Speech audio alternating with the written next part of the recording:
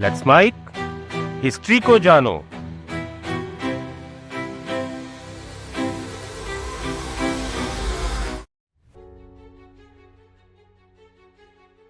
भारत से कुछ दस्तावेज मेरे हाथ लगे हैं जिनमें कहा गया है कि भुट्टो 1958 तक दावा करते रहे थे कि वो भारतीय नागरिक हैं और वो कराची में केवल अस्थायी तौर पर रह रहे थे।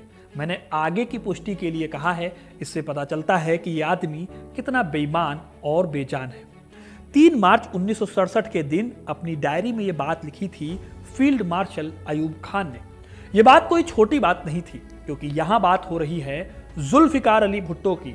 वो भुट्टो जो तब विदेश मंत्री थे पाकिस्तान के, लेकिन भारत की अदालतों में दर दर की ठोकरें खा रहे थे अपने आप को हिंदुस्तानी साबित करने के लिए।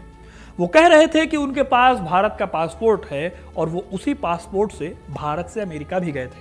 ये कोई आम बात नहीं थी, क्योंकि जुल्फिकार अली भुट्टो पाकिस्तान के वो नेता थे जो हिंदुस्तान से होकर पाकिस्तान गए थे। आगे जाकर उनका परिवार पाकिस्तान के सबसे ताकतवर खानदानों में से एक बन गया। वो 2 बार पाकिस्तान के पीएम रहे, उनकी बेटी 2 बार पाकिस्तान की पीएम रही और हाल ही में बिलावल भुट्टो उनके नाती पाकिस्तान के विदेश मंत्री रहे हैं। कहते हैं कि भुट्टो जब बोला करते थे तो लोग चुपचाप सुनते थे। वो बेहद शानदार भाषण देते थे और एक मंझे हुए पॉलिटिशियन थे। लेकिन असल बात यह है कि भुट्टो का नेचर सच बोलने वाला नेचर नहीं था। उन्होंने ना सिर्फ भारत के साथ विश्वासघात किया जहां वो पैदा हुए, बल्कि पाकिस्तान में भी रहते हुए उन्होंने पाकिस्तान के साथ धोखा करने का काम किया। वो पाकिस्तान में रहते हुए चुपचाप तरीके से खुद को भारत का नागरिक बताते थे। इसीलिए अयूब खान ने उन्हें भारत का जासूस तक बता दिया था। लेकिन भुट्टो खुद को क्यों बता रहे थे कि वो इंडियन हैं? आखिर मुंबई में ऐसा क्या था जो भुट्टो ने खुद को भारतीय घोषित करने की पूरी कोशिश की? और अयूब खान जो भुट्टो को अपना राइट हैंड मानते थे, उन्होंने क्यों इस बात को सबके सामने लाया?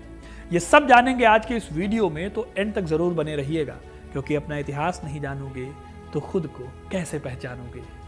दोस्तों, भुट्टो का परिवार बहुत अमीर था। यह अमीरी इस हद तक थी कि सिंध में करीब 1 लाख एकड़ की जमीन इस परिवार के पास थी। जुल्फिकार अली भुट्टो के पिता थे शहनवाज भुट्टो, जो सिंध के बड़े रसूखदार व्यक्ति थे और यही वो शख्स थे जो जूनागढ़ नवाब के दीवान थे। दीवान माने प्रधानमंत्री, जिसके पास पूरी रियासत को चलाने की ताकत होती थी। इन्हीं शहनवाज भुट्टो ने जूनागढ़ नवाब को पाकिस्तान में मिलने की सलाह भी दी थी। शहनवाज भुट्टो की ब्रिटिश वफादारी के कारण उन्हें सर की उपाधि भी दी गई थी। इस परिवार का पूरा इतिहास क्या है, कैसे ये आगे बढ़ा, पाकिस्तान में इसकी क्या रिलेवेंस है, ये मैंने इस वीडियो में कवर किया है, जिसे आप यहाँ आई बटन पर क्लिक करके देख सकते हैं। लेकिन यहाँ कहानी में आपके लिए इतना जानना जरूरी है कि शहनवाज भुट्टो की प्रॉपर्टीज का एम्पायर सिंध में तो था ही, साथ ही मुंबई में भी उनकी अच्छी खासी जायदाद थी। खासकर बॉम्बे के मालाबार हिल्स जैसे पॉश इलाकों में उनकी रियल एस्टेट प्रॉपर्टीज थी। ये प्रॉपर्टीज उस दौर में भी लाखों की थी और आज़ादी के बाद इनकी कीमत करोड़ों पहुंच गई। और आज़ादी के टाइम पर करोड़ों रुपए की कीमत आप समझ ही सकते हो कि उस समय कितनी रही होगी।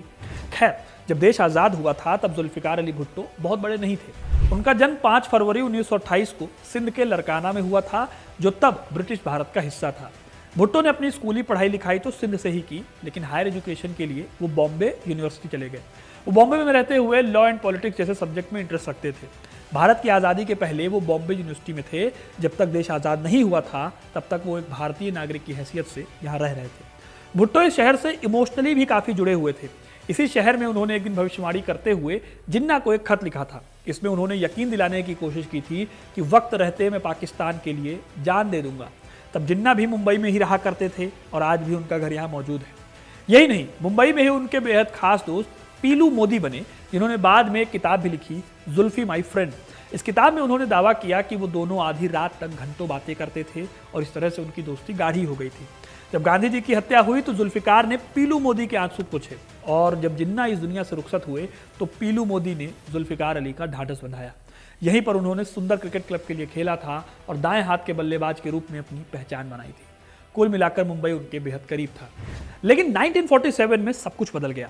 पाकिस्तान का जन्म हुआ और भारत के कई हिस्से हिंसा की आग में जलने लगे। जुल्फिकार अली भुट्टो को सलाह दी गई कि तुरंत प्रभाव से मुंबई को छोड़ दिया जाए। इस तरह विभाजन के बाद भुट्टो का परिवार चला गया सिंध, जहां उनका जमा जमाया जमींदारी का काम था। लेकिन हुआ यह कि बंटवारे में सिंध तो पाकिस्तान के पास रहा, लेकिन बॉम्बे भारत के पास आ गया। इसका मतलब ये था कि भुट्टो परिवार की बहुत बड़ी संपत्ति अभी भी भारत में रह गई थी।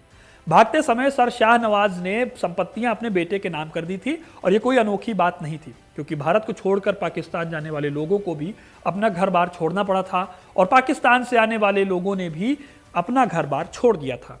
लेकिन अनोखी बात होती है इसके बाद। दरअसल भारत और पाकिस्तान में इन प्रॉपर्टीज को लेकर एक कानून लाया गया। यह कानून था इवैक्यूई प्रॉपर्टी एक्ट 1950। भारत सरकार ने इस कानून के तहत देश के बंटवारे के बाद जो लोग पाकिस्तान चले गए या जिनका पता नहीं चला, उनकी भारत में छोड़ी गई जमीन, मकान और कारखाने इवैक्यूई प्रॉपर्टी घोषित कर दी गई।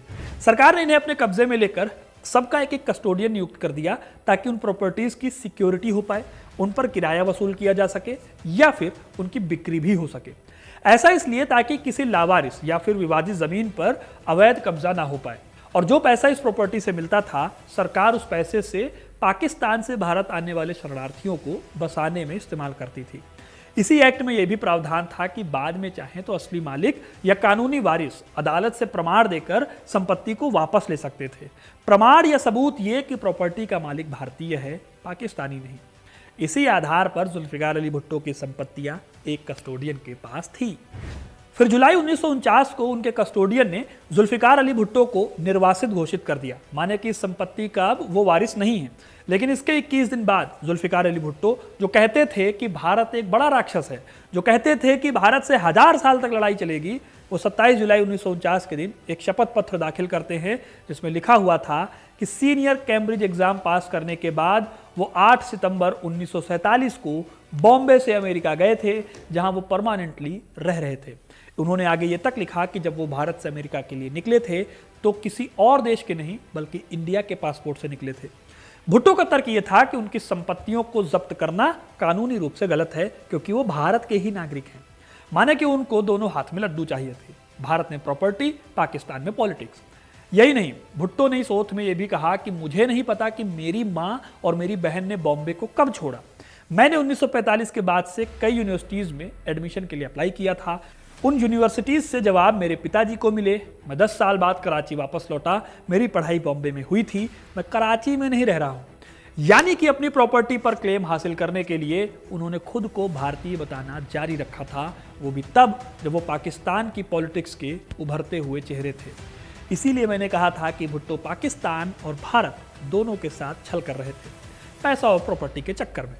और भुट्टो का यह दावा बहुत इंटरेस्टिंग था, क्योंकि यही शख्स आगे चलकर पाकिस्तान में एंटी इंडिया पॉलिटिक्स का बहुत बड़ा चेहरा बनकर सामने आया था। लेकिन फिलहाल तो उनको अपनी छोड़ी हुई प्रॉपर्टी को बचाने की पड़ी थी, जिसके लिए वो हाथ पैर मार रहे थे। अब जाहिर है कि भुट्टो का क्लेम उतना स्ट्रांग था नहीं। वो पाकिस्तान के नेता थे और पहुंचे हुए आदमी थे पाकिस्तान के, इसलिए कस्टोडियन ने उनके क्लेम को रिजेक्ट कर दिया। इस रिजेक्शन से भुट्टो को बहुत गुस्सा आया। उन्होंने कस्टोडियन के फैसले को चैलेंज करने के लिए एक और अपील की। इस बार अपील में भुट्टो ने नए तरीके से एफिडेविट दिया। इसमें वो ये कहने लगे कि वो नागरिक भारत के हैं जो पाकिस्तान में टेम्परेरली रह रहे हैं। उन्होंने लिखा, The applicant was sui generis and had attained majority and merely because the applicant's parents resided in Karachi and his marriage took place there. It did not follow therefrom that the applicant's home was also in Karachi. कहने का मतलब यह है कि क्योंकि applicant यानी जुल्फिकार अली भुट्टो के माता पिता कराची में रह रहे थे, इसका मतलब ये थोड़ी है कि जुल्फिकार अली भुट्टो भी कराची के ही रहने वाले थे। कहने का मतलब कि भुट्टो का कहना था कि वो भारत के ही रहने वाले हैं और कराची उनका टेम्परेरी रेसिडेंस है। समझ रहे हैं आप? मतलब पाकिस्तान में भारत की थू-थू करना और भारत में नागरिकता की भीख मांगना, ये दोनों एक साथ चल रहे थे। अब जाहिर है कि कस्टोडियन ने इस अपील को भी रिजेक्ट कर दिया। तब भुट्टो ने साल 1957 में सुप्रीम कोर्ट में एक याचिका दाखिल की। इस याचिका में उन्होंने खुद को भारतीय ही बताया, लेकिन 1957 आते आते काफ़ी साल बीत चुके थे। पाकिस्तान की राजनीति में भी बहुत बदलाव आ चुके थे। भुट्टो एक बड़े नेता बनकर उभरने लगे थे और साल 1957 में उन्हें पाकिस्तान के यूनाइटेड नेशंस डेलीगेशन में भी शामिल किया गया। इसके बाद प्रेसिडेंट इस्कंदर मिर्जा की कैबिनेट में वो व्यापार मंत्री भी बना दिए गए थे। वो इस कैबिनेट में सबसे कम उम्र के मंत्री थे। जब इतना सब कुछ हो रहा था पाकिस्तान में, तो उन्हें लगा कि कहीं उनके इस केस को आगे जाकर पॉलिटिक्स में मुद्दा ना बना दिया जाए। यही वजह है कि उन्होंने 13 अगस्त 1958 को भारतीय सुप्रीम कोर्ट में याचिका दायर की कि अब कराची में वो परमानेंटली बस चुके हैं और ये मुकदमा वो आगे लड़ना नहीं चाहते। इस याचिका के बाद 3 नवंबर 1958 को सुप्रीम कोर्ट में यह मामला बंद हो गया। भुट्टो जब यह कानूनी दांवपेच खेल रहे थे तब उन्होंने रजिस्ट्रेशन ऑफ क्लेम्स एक्ट 1955 के तहत अपनी कई प्रॉपर्टीज पर दावा भी किया था। उन्होंने अपने मुंबई के एस्टोरिया होटल पर 12 लाख रुपए का दावा किया, तो वहीं अपने बंबई के घर की कीमत 14 लाख रुपए लगाई, जिसका नाम माई नेस्ट था।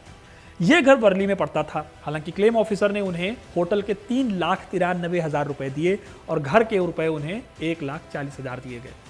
ये शायद केस दब जाता या किसी को पता नहीं चलता, लेकिन उस दौर में कुछ अखबारों में इसकी छोटी छोटी खबरें बनी और इसके बाद महावीर त्यागी, जो उस समय मिनिस्टर फॉर रिहेबिलिटेशन थे, उन्होंने 19 नवंबर 1965 के दिन राज्यसभा में इस केस के बारे में बताया।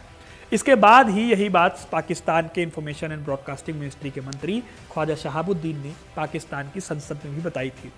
महावीर त्यागी ने राज्यसभा को बताते हुए कहा था कि श्री जेडे भुट्टो विदेश मंत्री पाकिस्तान में विभाजन के समय अपने माता पिता के साथ बॉम्बे में रहते थे और वहां उनकी संपत्ति थी।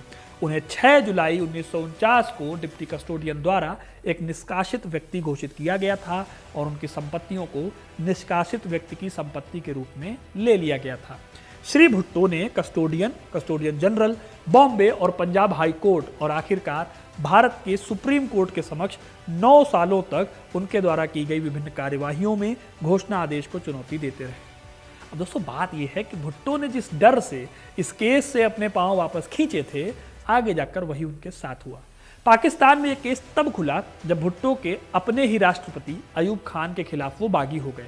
1965 की जंग में जब पाकिस्तान की हार हुई तो अयूब खान की सरकार का विरोध जुल्फिकार अली भुट्टो ने जोर शोर से किया। हैरानी की बात यह है कि जुल्फिकार को विदेश मंत्री बनाने वाले यही अयूब खान थे। अब जुल्फिकार को लगा कि आंच उन तक आ सकती है हार की, तो उन्होंने हार के लिए अयूब खान को दोषी ठहराना शुरू कर दिया। पाकिस्तान के वेस्टर्न हिस्से में वो बहुत बड़े विद्रोही के तौर पर उभरे थे और मुजीबुर रहमान के साथ मिलकर उन्होंने अयूब खान का जीना हराम कर दिया था। इसीलिए अयूब खान ने उनको गिरफ्तार करा लिया था। इस गिरफ्तारी को पुख्ता बनाने के लिए इस केस को आगे किया गया।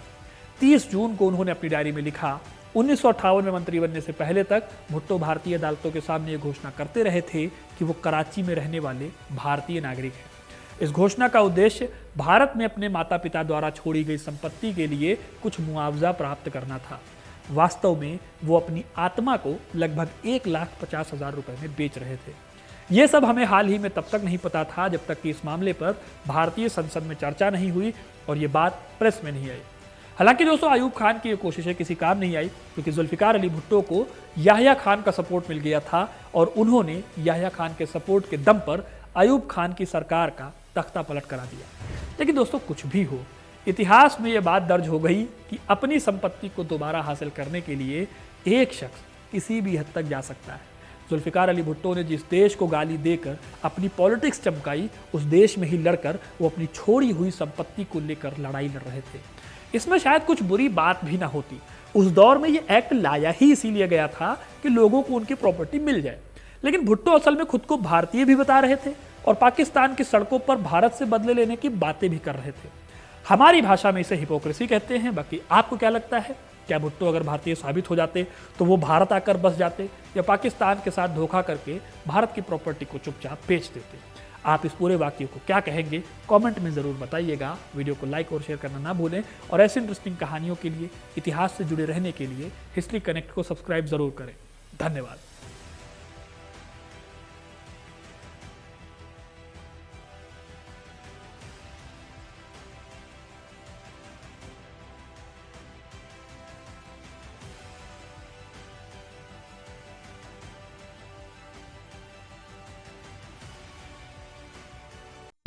आप सुन रहे थे let's mind more than radio. Follow कीजिए हमें हमारे सोशल मीडिया प्लेटफॉर्म्स पर।